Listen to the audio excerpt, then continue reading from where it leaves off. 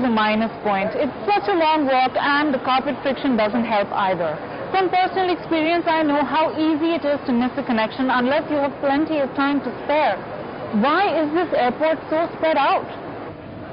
There was a condition in the concession agreement that warranted 90% of the passengers should be served with passenger boarding bridges.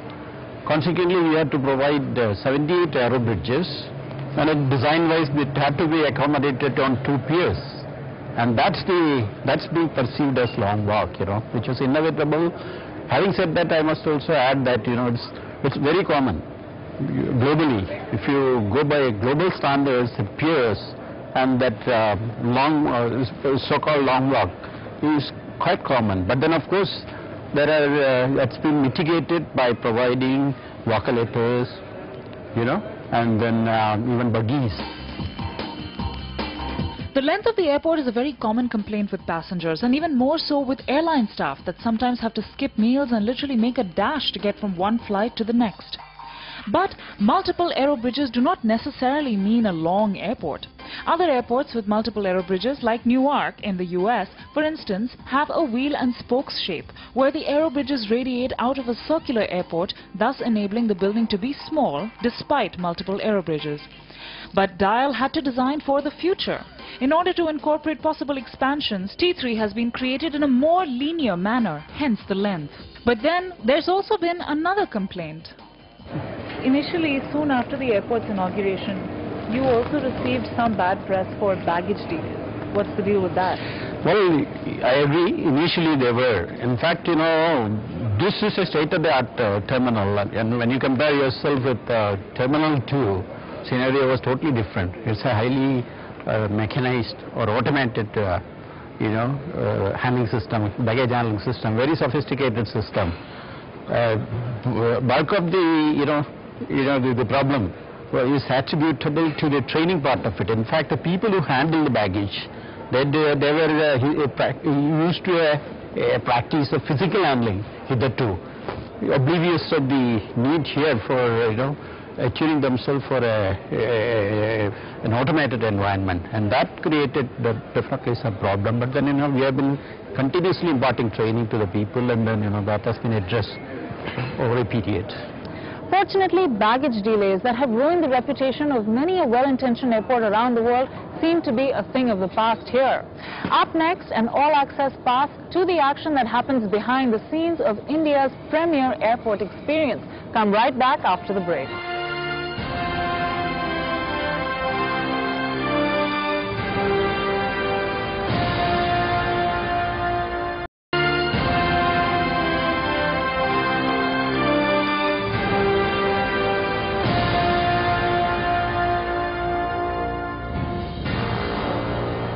Welcome back.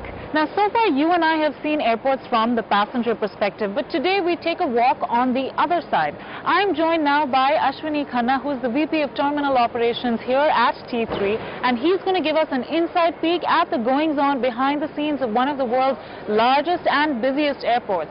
So, Mr. Khanna, tell us what's going on here that's special. Well, there are lots of special things, I think. Throughout, right from where you enter to where you board the flight, everything is special here.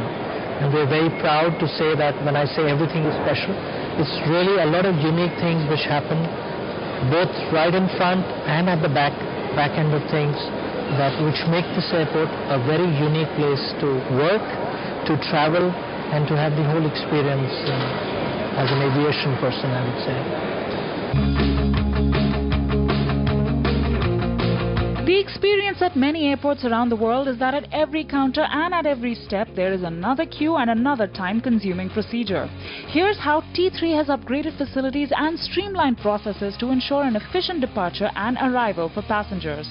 We rate them as we go along. First off, it has a whopping 168 check-in counters and 24 remote check-in counters, as well as self-check-in kiosks, with technology similar to that used in the award-winning Bangalore and Hyderabad airports, that enables counters to be used by any airline company and switched between domestic and international flights depending on passenger traffic at that time. Next up, baggage sorting. Earlier, airports required passengers to manually check their baggage through a security scanner and then carry it through to check-in. T3 has in place a 5-level inline baggage scanning, coding and auto-sorting system which accepts the bags directly at check-in without prior scanning and then scans them through for security not once, not twice, but 5 times. Its baggage sorting tilt trays, called racing tracks for the high speed of their movement, deposit the baggage to the numerous flights that depart every couple of minutes. This system handles 12,800 bags per hour. Next step, security. Here, state-of-the-art facilities may be the norm, but not all facilities are used at all times, which leads to queues at the few operational counters. And next, boarding. To cut down some of the time it takes to walk this airport, T3 has in place a range of transfer facilities and immigration counters at various points throughout the airport. 92 walk-elators, 32 buggies, numerous escalators and special services for people with reduced mobility also make travel easier. But often local passengers are not confident when it comes to travelators and escalators. A cautionary note, if this includes you, cross through security with plenty of time to spare if you want to make it for your flight. What further slows down walking speed is the carpeting, and not to mention the carpeting must also be a bane for the cleaners as well as for people with dust allergies. And now the stuff you don't see, but that is still of paramount importance in an airport: security. T3 has in place unobtrusive but comprehensive security. 3,200 intelligent security cameras covering the entire airport and